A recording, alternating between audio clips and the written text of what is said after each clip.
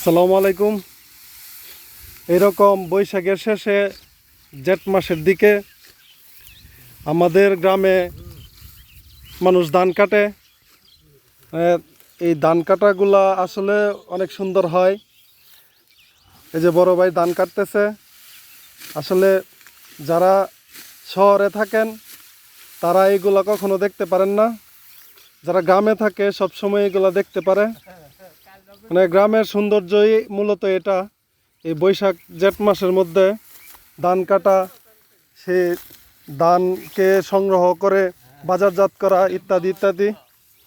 তো যারা শহরে আছেন তারা হয়তো আফসোস করতেছেন যে আমরা আসলে গ্রামে থাকলে এগুলো স্বচক্ষে দেখতে পারতাম। যারা স্বচক্ষে দেখতে পারতেছেন না তাদের জন্য মূলত আমার আজকের এই ভিডিওটা।